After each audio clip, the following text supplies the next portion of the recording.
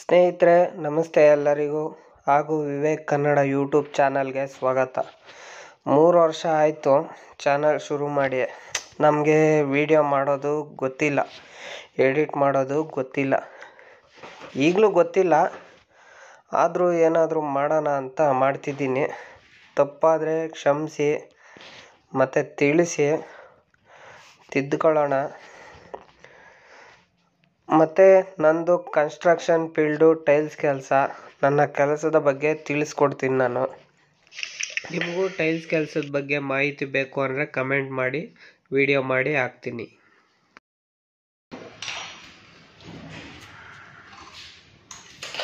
Cutting machine ಐತಾ? ಎತ್ಕೊಂಬ, ಓಡು collection ಹಾಕು ಬಟ್ಟಂತ. ನೋಡಿ, ಇದಕ್ಕೆ ಧೂಳು ಹಾಕಿ ಮತ್ತು ಫೆವಿಕ್ವಿಕ್ ಹಾಕಿ ಯಾಕೆ ನಿಲ್ಲಿಸ್ತಾ ಇದ್ದೀವಿ ಅಂದರೆ, ಹಿಂದೆ ಸಪೋರ್ಟ್ ಏನೂ ಇಲ್ಲ, ಅದರಿಂದ ಫೆವಿಕ್ವಿಕ್ ಹಾಕಿ ನಿಲ್ಲಿಸ್ತಾ ಇದ್ದೀವಿ. ಇದು 4 ಇಂಚ್ ರೈಸರ್, ಆಚೆ ಕಡೆಗೆ. ಹೊರಗಡೆ 4 ಇಂಚ್ ರೈಸರ್. ಸ್ಕರ್ಟಿಂಗ್ ಏನು ಸೈಜ್ ಬರುತ್ತೋ ಅದೇ ಸೈಜ್ ರೈಸರ್ ಬರುತ್ತೆ.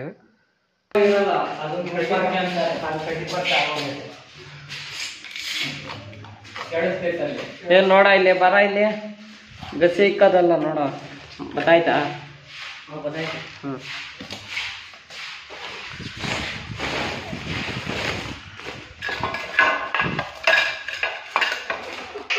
ಒಳಗಡೆ ಸ್ಕರ್ಟಿಂಗ್ ಬಂದಿರೋದ್ರಿಂದ ಎಷ್ಟು 1 ಇಂಚು, 1.5 ಇಂಚು, 2 ಇಂಚು ಎಷ್ಟು ಹೈಟ್ ಬಂದರೂ ನಡೆಯುತ್ತೆ, ಏನು ಪ್ರಾಬ್ಲಮ್ ಏನಿಲ್ಲ. ಇನ್ ಕೇಸ್ ಸ್ಕರ್ಟಿಂಗ್ ಏನು ಬರಲಿಲ್ಲ, ಸ್ಕರ್ಟಿಂಗಿಗಿಂತ ಜಾಸ್ತಿ ಹೈಟ್ ಮಾಡಿದ್ವಿ ಅಂದರೆ 1 ಇಂಚ್ ಇಟ್ಟರು ಸಾಕು. ಬಟ್ ಅಗಲ 3 ಇಂಚ್ ಇಡಬೇಕು ಫ್ಲ್ಯಾಟು. ನಮಗೆ ಒಳಗಡೆ 2 ಇಂಚು ರೈಸರ್ ಸಿಗ್ತಿದೆ, ಒಳಗಡೆ ಫ್ಲೋರಿಂಗಿಗಿಂತ ಹೈಟು. ಇಲ್ಲಿ ಒಳಗಡೆ ಕೊಡೋಕ್ಕೆ, ಒಳಗಡೆ ಕೊಡಕ್ರಂಗ 2 ಇಂಚ್ ರೈಸರ್ ಪೀಸ್. ಹಾಂ,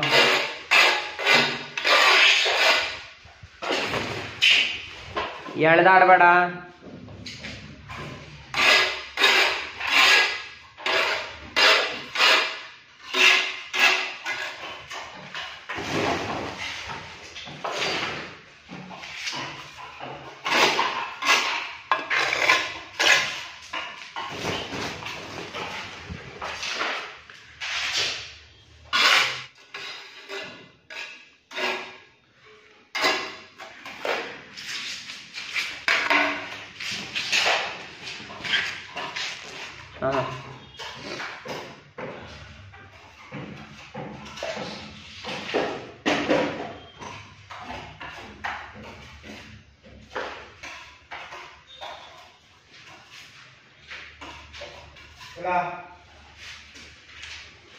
ಹಾಂ, ಇದೆ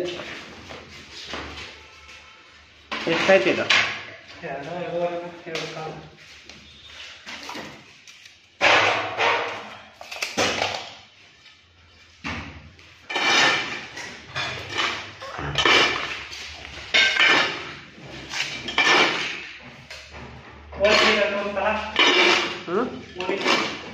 ಹಾಂ, ಆತದ. ಈಗ ಇಲ್ಲಿ ಕೊಡು, ಆ ಕಡೆ ಪೀಸ್ ಕೊಡಪ್ಪ. ನೋಡಿ, ಇದಕ್ಕೆ ತಿಳಿ ಮತ್ತು ಗಸಿ ಪ್ಯಾಕಿಂಗು ಚೆನ್ನಾಗಿರಬೇಕು. ಯಾಕೆಂದರೆ ಕಟ್ಟೆ ಮೇಲೆ ಕಾಲಿಟ್ಟರೆ ಪೀಸು ಎಡ್ಜ್ಗಳೇ ಒಡೆದೋಗ್ಬಿಡುತ್ತೆ. ಆದ್ದರಿಂದ ನಾವು ಗಸಿ ಇಟ್ಟು ಆಮೇಲೆ 1 mm ಗ್ಯಾಪು ಕೊಟ್ಟಿರ್ತೀವಿ. ಅದಕ್ಕೆ ಅಪಾಕ್ಸಿ ಮಾಡ್ತೀವಿ. ಬಾತ್ರೂಮ್ ಫ್ಲೋರಿಂಗಿಗೆ ಅಪಾಕ್ಸಿ ಮಾಡಬೇಕು, ಅದು ನೆಕ್ಸ್ಟ್ ವೀಡಿಯೋದಲ್ಲಿ ಹಾಕ್ತೀನಿ. ಆ ಅಪಾಕ್ಸಿ ಮಾಡ್ತೀನಲ್ಲ, ಅದಕ್ಕೂ ಟಚಪ್ ಮಾಡ್ತೀನಿ ಆ ಜೈಂಟ್ಗೆ.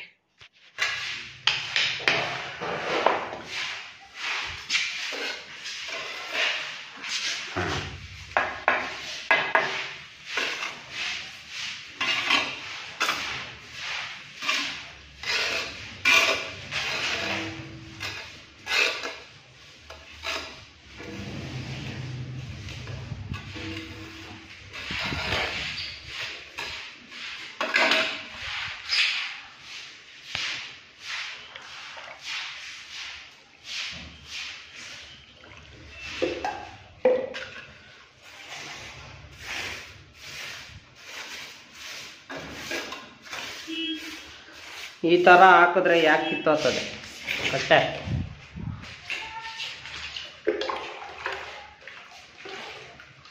ಏನೋ ರಂಗ,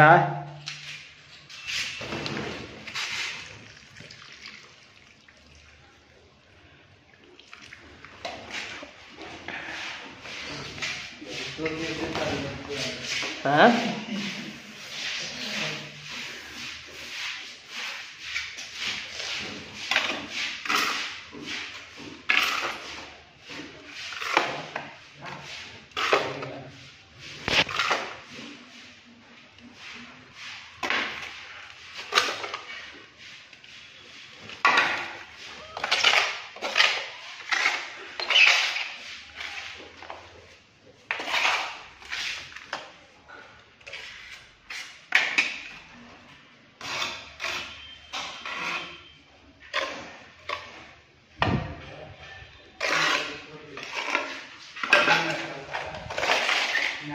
ಸುರುವಿ ಅಲ್ಲಿ ಹಾಕ್ಲಿಲ್ಲ, ಅವ್ರು ಯಾರು ಹಾಕಂದ್ರು.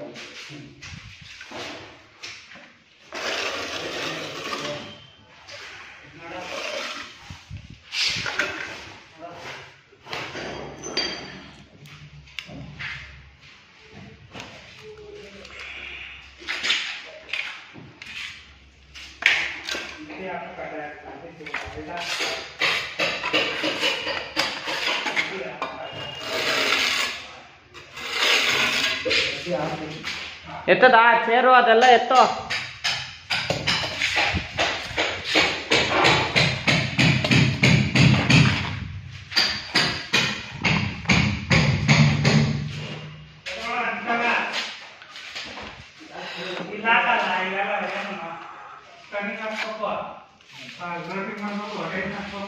ಏ ಇಲ್ಲೇನು ಇಕ್ಬೇಡ.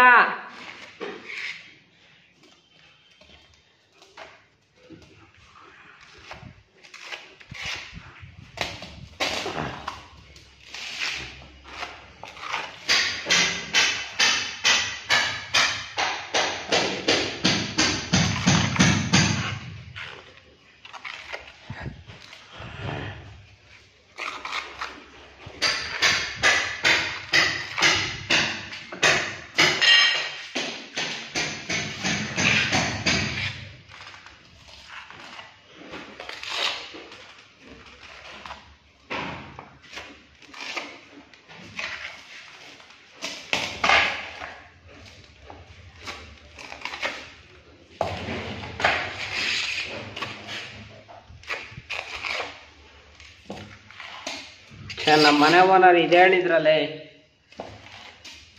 ಬಾಳೆಹಣ್ಣು ಎತ್ಕೊಂಡು ಹೋಗುವಂತ.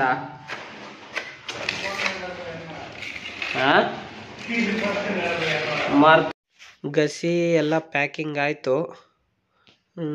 ತಿಳಿ ಪ್ಯಾಕ್ ಮಾಡಬೇಕು, ತಿಳಿ ಹಾಕಬೇಕು ಒಳಕ್ಕೆ ಚೆನ್ನಾಗಿ.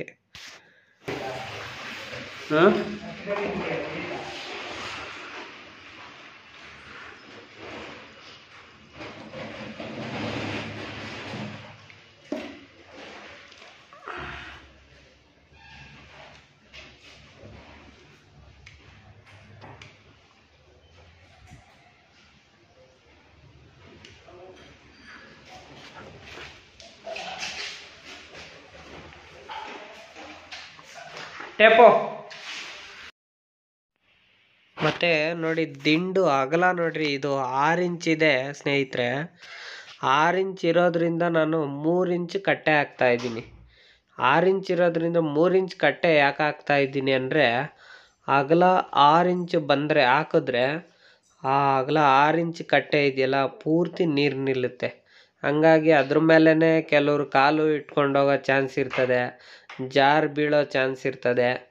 ಇಲ್ಲ ಆ ಕಟ್ಟೆ ಮೇಲೆ ಕಾಲಿಟ್ಟಾಗ ಎಡ್ಜ್ಗಳು ಪೀಸ ಒಡೆಯೋ ಚಾನ್ಸ್ ಇರ್ತದೆ. ಅದರಿಂದ 3 ಇಂಚ್ ಕಟ್ಟೆ 3 ಇಂಚ್ ಫ್ಲ್ಯಾಟ್ ಬರೋ ಥರ ನಾನು ಮಾಡ್ತಾ ಇದ್ದೀನಿ. ಮತ್ತು ಇದರಲ್ಲಿ ಇನ್ನೊಂದು ವಿಚಾರ ಏನಂದರೆ, ಸೆಂಟ್ರಿಗೆ ಡೋರ್ ಇಟ್ಟಾಗ ಡೋರ್ ಮೇಲೆ ಬಿದ್ದಿದ್ದ ನೀರು ಒಳಗಡೆಗೆ ಬೀಳುತ್ತೆ. ನೀವು 6 ಇಂಚ್ ಕಟ್ಟೆ ಹಾಕಿಸ್ದಾಗ ಅಥವಾ ಹಾಕಿದಾಗ ಏನಾಗುತ್ತಂದರೆ, ಡೋರ್ ಮೇಲೆ ಬಿದ್ದಿದ್ದ ನೀರು ಕಟ್ಟೆ ಮೇಲೂ ಬೀಳುತ್ತೆ, ಕಟ್ಟೆಯಿಂದ ಆಚೆಗೂ ಬರೋ ಚಾನ್ಸ್ ಇರುತ್ತೆ. ಕಟ್ಟೆ ಯಾವತ್ತೇ ಹಾಕಿದ್ರೂ ದಿಂಡಿ ಎಷ್ಟಿದೆಯೋ ಅದರಲ್ಲಿ ಅರ್ಧ ಅಥವಾ 2 ಇಂಚು 2.5 ಇಂಚು 3 ಇಂಚು ಏನಂದರೆ ಒಳಗಡೆ ಸಿಮೆಂಟು ಸ್ಟ್ರಾಂಗಾಗಿ ಗಸಿ ತಿಳಿ ಎಲ್ಲ ಸ್ಟ್ರಾಂಗಾಗಿ ಹಾಕ್ಬೇಕಷ್ಟೆ.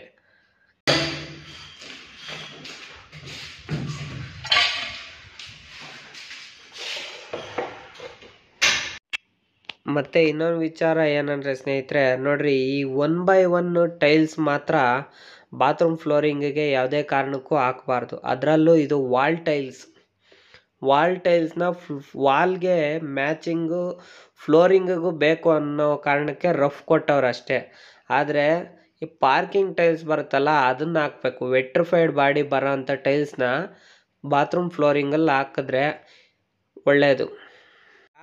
ಯಾಕೆ ಒಳ್ಳೆಯದು ಅಂದರೆ, ಈ ಹಳ್ಳಿಗಳ ಸೈಡು ಮೈ ಉಜ್ಜೋಕ್ಕೆ ಅದಕ್ಕೆಲ್ಲ ಕಲ್ಲು ಇಟ್ಕೊಂಡಿರ್ತಾರೆ, ಕೈ ಕಾಲು ಉಜ್ಕೊಳೋದಕ್ಕೆ, ಮೈ ಉಜ್ಕೊಳೋದಕ್ಕೆ. ಆ ಕಲ್ಲು ಯಾಮಾರಿ ಕೆಳಗಡೆ ಬಿತ್ತು ಅಥವಾ ಏನಾದ್ರು ತೂಕದ ವಸ್ತು ಬಿತ್ತು ಅಂದರೆ ಅದು ಚಿಪ್ಪಿಂಗ್ ಆಗ್ತದೆ ಟೈಲ್ಸು.